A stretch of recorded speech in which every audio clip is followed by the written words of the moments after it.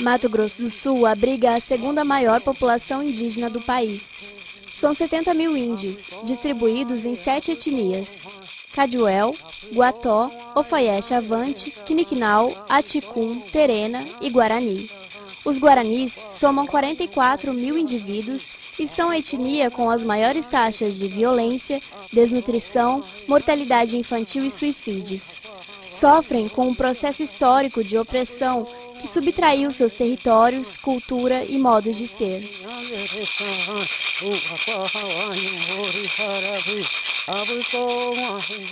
Na tentativa de recuperar sua terra sagrada, ou tecorrá, famílias passam décadas acampadas na beira de estradas ou em pequenos pedaços de mata. Esquecidas e invisíveis, o que mais desejam é viver na terra de seus antepassados.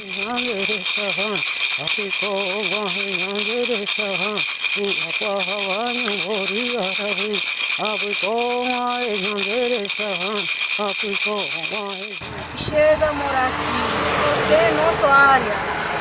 Pra que eu vou ficar aqui beira da rodovia? Isso que eu tô querendo é voltar no Tecorrá. Ficar aí mesmo. Para plantar uma coisa, para recuperar de novo quando saiu de lá. A Fundação Nacional do Índio, a FUNAI, contabiliza cerca de 24 acampamentos indígenas na região de Dourados.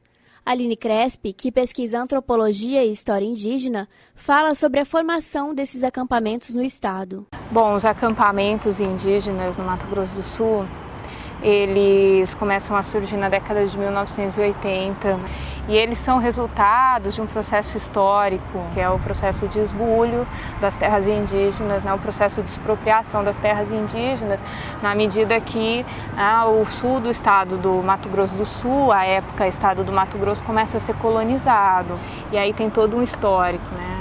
A criação do SPI, que se instala aqui, né, na década de 10, acaba criando 8 reservas naquele momento, e aí esse processo de colonização ele vai se tornando mais intenso, essas reservas vão ficando cada vez mais cheias e mais cheias, e a década de 80 é um momento que, né, as populações Guarani e Kaiowá, elas se opõem a esse processo histórico. Hoje nós estamos aqui, ocupando a nossa terra. De 1940 para cá, os grileiros, os não índios, ocupou a nossa terra. Hoje nós estamos dentro da nossa área de novo, porque esta área é registrada. A partir da década de 80, né, até hoje, já existem várias terras indígenas, eu acredito umas 10 ou 12, né, que foram reconhecidas como sendo terra indígena, mas né, se elas hoje são reconhecidas, porque em algum momento os índios tiveram que fazer pressão contra o Estado, né? Tiveram que acampar na beira da estrada, ocupar a terra. Isso é certo? Eu não sei se é certo, mas os índios aprenderam que assim, eles costumam dizer que a FUNAI só funciona sob pressão, que o Ministério da Justiça só funciona sob pressão, que o Estado brasileiro só funciona sob pressão, que é que nem feijão, precisa de pressão, expressão não minha, é que nem feijão, que precisa de pressão para poder amolecer. Então, se não houver pressão, o feijão não sai. Eu acho que o acampamento é uma estratégia também, é uma estratégia de luta que procura dar visibilidade à situação fundiária, à situação territorial que esses grupos vêm vivendo, de escassez, né, escassez de território. E o acampamento ele acaba aparecendo, né, mais do que também uma estratégia de luta, como uma tentativa de reelaborar formas de se viver que era possível nos antigos sítios de ocupação, né, nas terras tradicionais, como eles chamam de tecorrá. Era tempo da minha avó e do meu avô, ele estava aqui. Aí o fazendeiro, tocaram tudo ele daqui, tocaram tudo, foi embora. Deixou essa reserva, então agora nós viemos tudo aqui de novo. Nós temos força ainda para trabalhar, né? Nós queríamos demarcação logo para nós. O artigo 231 da Constituição Brasileira de 1988 assegura: são reconhecidos aos índios sua organização social, costumes, línguas, crenças e tradições e os direitos originários sobre as terras que tradicionalmente ocupam, competindo à União demarcá-las, proteger e fazer respeitar todos os seus bens. Mesmo com direitos garantidos constitucionalmente, quando lutam para recuperar o Tecorá, os índios enfrentam resistências políticas, econômicas, a violência e as precárias condições de vida durante os longos anos dos processos demarcatórios. Está prolongando muito essa demarcação de terra. Eu não sei mais. Já é muitos anos já vai chegar 2014, 2015 e nada na nossa terra. Eu quero perguntar, eu quero saber por que não quer dar respeito para nós aqui. Será que o governo, será que quer ver o índio morrer tudo primeiro para poder demarcar terra para o índio? Esse sentimento anti-indígena que predomina nas cidades sul-mato-grossenses, ele tem relação direta com a reivindicação que os índios fazem dos seus direitos, principalmente o direito territorial. O segmento que é pensado como legítimo e habilitado para exercer a propriedade da terra, nessa sociedade que se constrói aqui, é a aristocracia rural. Eu me lembro de um trabalho que eu fiz, e tinha um senhor já de idade, e ele dizia assim: eu nunca imaginava perder minha terra, ainda mais para índio. Se fosse perder a terra, talvez para um grande proprietário, ou para uma grande empresa, ainda podia fazer algum sentido para ele. Perder a terra, ainda mais para índio, quer dizer, é como se fosse um retrocesso. Aí eu acho que é a grande dificuldade de pensar, de entender, de compreender a necessidade dos índios em terem terras demarcadas, reconhecidas como terra indígena. Então acho que na imaginação social, né, nas representações que circulam, se projeta o índio no passado, fala-se no índio folclórico, de preferência morto, ou num presente espacialmente distante. Circula muita ideia, não, se os índios querem ser índios, então que eles sejam levados para a Amazônia. Quer dizer, o lugar de índio seria nesse espaço onde a frente de ocupação não chegou e tal. Mas acontece que os índios estão aqui, sempre estiveram, os índios que vivem aqui sempre estiveram aqui. Só que eles querem ter acesso às terras das quais eles foram expropriados. Mas só que isso não cabe na compreensão política que se constrói na região. Existe um movimento aí de tentar criminalizar as tentativas de organização indígena para recuperar antigos territórios. Uma questão que vai aparecer muito é uma ideia, uma palavra, né, que tem uma carga simbólica que vai aparecer muito, enfim, os índios invadem as terras, né, enquanto as populações indígenas elas estão contando a história, né, a contrapelo, a gente diria, porque historicamente a gente teria invasões de territórios indígenas por essas frentes de colonização, por essas frentes de expansão. Então a invasão ela aconteceu num outro momento. Na lógica indígena eles estão tentando recuperar um território que foi invadido. Eles estão numa luta na garantia de direitos que, enfim, existem constitucionalmente e não na contravenção. Que eles têm que respeitar o direito de propriedade, não tem que invadir. Não tem que invadir. Ninguém aqui invadiu nada. Então toda a violência criada dentro de Mato Grosso do Sul foi pelas invasões, né? As invasões que foram feitas de maneira articulada, né? Por conta e todo mundo sabe, de uma ingerência total da FUNAI, de um CIMI, de ONGs, pessoas que não têm ou que não querem que o Brasil seja o país do futuro, ficam fazendo essa situação, uma situação insustentável. E há uma campanha midiática, né, e política nessa região muito forte contra os índios. E essa campanha midiática é alimentada por setores, né, da economia local, por políticos locais, que colocam, né, os índios, por sua vez a FUNAI e outros aliados, né, como contrários à ideia de desenvolvimento.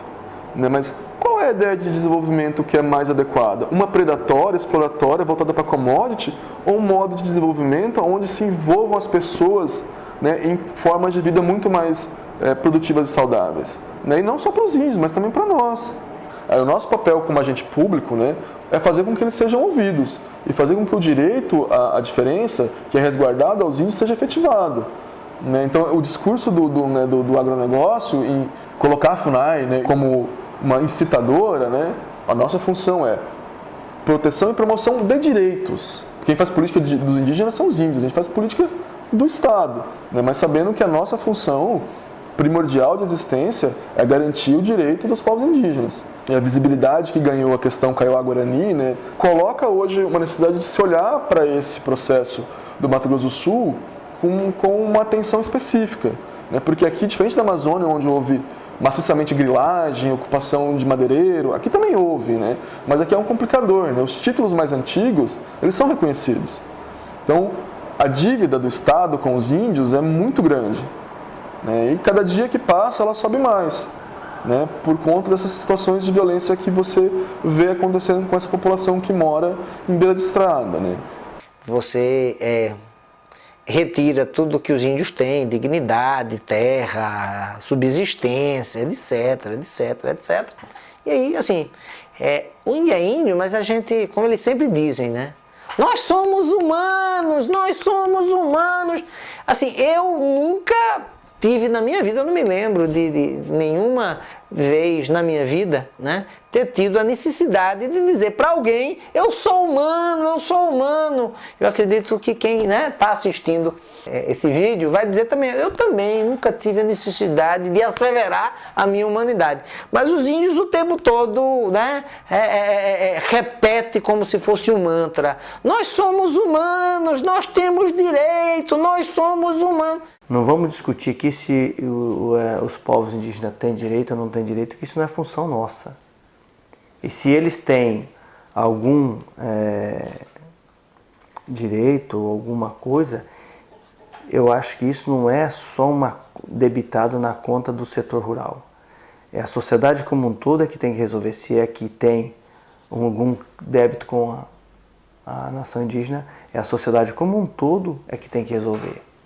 Porque hoje a situação fundiária de Mato Grosso do Sul, né, eu posso falar pelos produtores rurais, todas as áreas são tituladas, documentadas, e você tem que defender aquilo que é seu. Esse discurso produzido pelos produtores rurais, contrário à demarcação de terras indígenas, ele está fundamentado muito na concepção de direito à propriedade privada. Mas aí surge uma pergunta, por que é que esse direito de propriedade vale mais do que o direito de posse à terra das populações indígenas, que vem sendo garantido em várias legislações produzidas no Brasil desde o período colonial? Acho que tem uma questão de pano de fundo aí, né, que não é tão de pano de fundo e que é importante pensar, é como que na visão do não indígena, né, as populações indígenas são colocadas numa condição de não humanidade, né? Ou seja, por que a gente vai garantir ou discutir direitos humanos para populações que não são consideradas, né, muitas vezes enquanto humanas?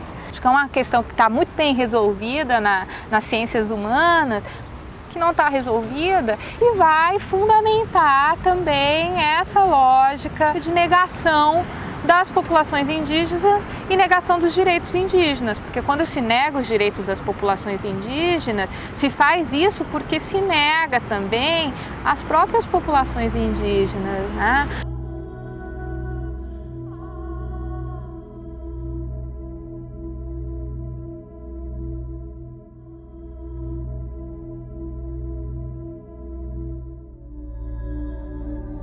Esse terra não quer para a gente sobreviver. Na beira da estrada a gente vive a situação muito complicada.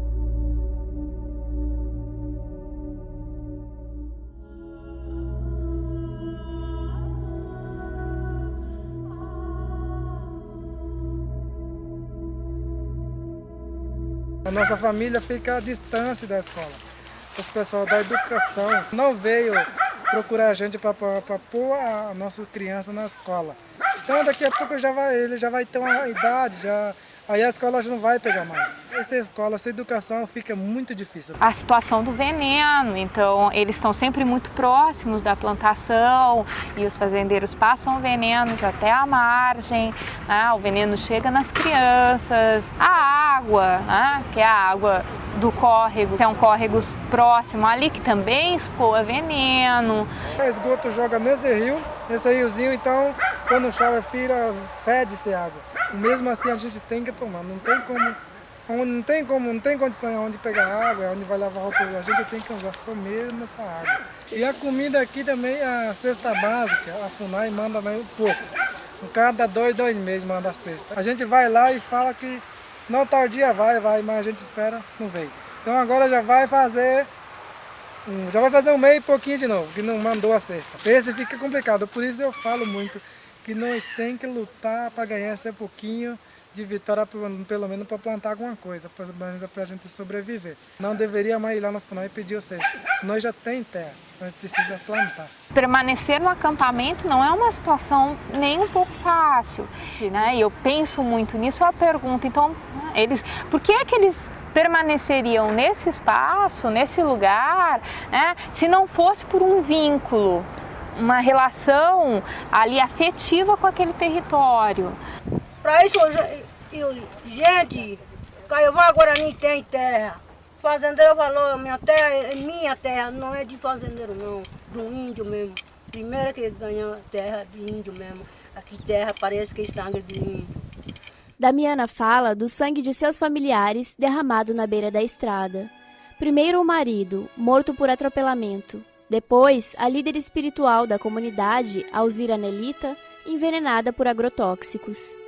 Em setembro de 2009, depois que uma usina de cana-de-açúcar foi instalada no território, a comunidade sofreu um ataque. Barracos foram queimados e tiros atingiram 2 pessoas. Entre 2011 e 2012, Damiana viu 2 filhos e um neto morrerem atropelados. Em março de 2013, viu Gabriel ser atingido por um veículo em alta velocidade. O motorista fugiu sem prestar socorro. Gabriel morreu com apenas 4 anos.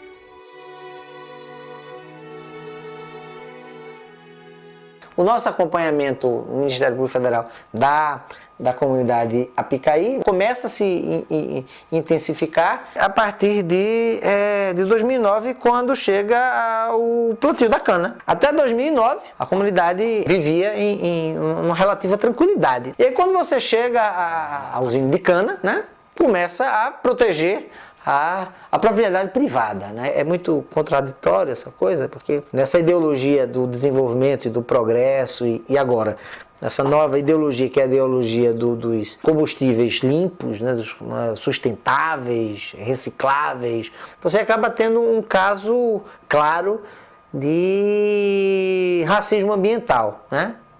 Por que racismo ambiental? A gente, né, todo mundo fala da grande necessidade que existe para que exista um esforço mundial para salvar o planeta. Mas algumas populações, principalmente algumas populações ligadas a alguns grupos étnicos, pagam um preço muito mais caro, né? Por exemplo, você está fazendo o seu esforço para salvar o planeta, eu também estou fazendo o meu esforço para salvar o planeta, mas o meu esforço e o seu e de todos os meus familiares e dos seus juntos não dão 1/1000 do esforço e do custo que a família de Dona Damiana está tendo com o plantio de cana nesse tecorrá que eles reivindicam, né? Melita, de 90 anos, foi envenenado pelo fazendeiro. E esse daqui, meu filho de 4 aninhos, 3 meu irmão, foi tudo o jagunço do fazendeiro que matou ele. Foi o Sidney, o Wagner, Reginaldo. Então nós, enquanto Ministério Público, nós acabamos acompanhando de uma maneira bastante próxima esses diversos dramas. Bastante recentemente, um novo drama acabou acometendo a comunidade, né? Mais uma vez a cana, né? Um incêndio devastador, né? Que não se sabe ainda a origem, devastou uma grande área de uma grande plantação de cana ligada a uma dessas usinas que se instalou na região. E aí o fogo avançou, né, por sobre o barraco dos índios que estavam na estrada. estavam na estrada. As casas foram queimadas, eu cheguei lá no outro dia e as crianças, elas eram, né, tinham cinzas no corpo todo. Se você olhava no entorno, era tudo cinza, né, com um cheiro de queimada muito forte, estava muito frio, muito vento, então aquelas cinzas vinham.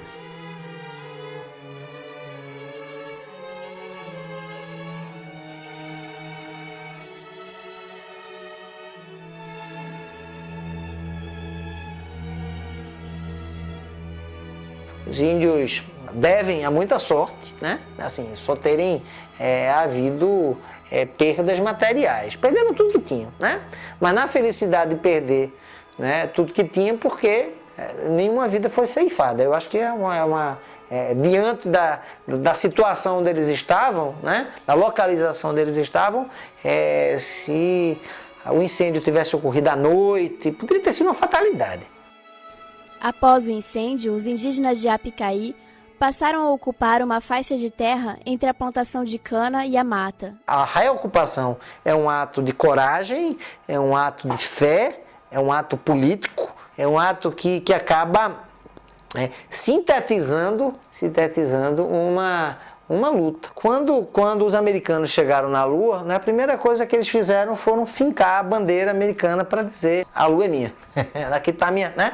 Então os índios, quando entram, né, quando eles fazem uma retomada, né, a retomada ela tem essa coisa de dizer: olha, não pense que essa terra não tem dono, essa terra eu não me esqueci dela. Ela me foi tirada, mas eu não me esqueci dela. Ela me foi tirada, mas eu ainda luto por ela. Ela me foi tirada, mas eu ainda continuo exigindo que o governo federal demarque através de todos aqueles procedimentos administrativos, né? Então, eu quero que essa terra seja demarcada. E nesse ato simbólico de entrar é o fincar da bandeira dos índios, que por si só não significa que a terra vai ser demarcada de pronto. Para mim, a demarcação é um ponto fundamental, porque vai, né, reconhecer os limites da reivindicação territorial dos índios. Né? Porque o relatório vai dizer: bom, aqui aqui não é, aqui não é terra indígena. Bom, então agora vamos, né, negociar para buscar formas mais justas para ambos os lados. Para o futuro dos índios, para o futuro do desenvolvimento, de uma forma em geral, no sentido mais amplo que essa palavra tenha, né, não só na ideia de commodities, né, e de agronegócio, só vai haver essa segurança, né, quando houver demarcação das terras. Então, assim, eu acho que a única forma, né, de diminuir esse clima de tensão que há na região é resolvendo a questão fundiária dos Kaiowá e dos Guarani, demarcando o território deles. E esse terra aqui, ele não tinha cana, não tinha gado, não tinha nada.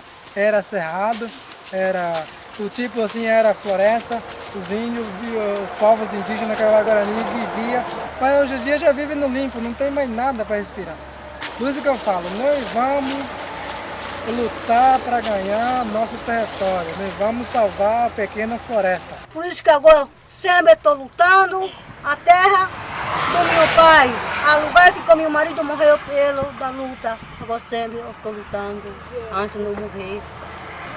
Estou vivendo agora ainda. Às vezes o fazendeiro me instiga bem, para matar eu. Aí o guri vai ficar. Já não tem como plantar uma coisa, não ficar tudo com a minha família lá.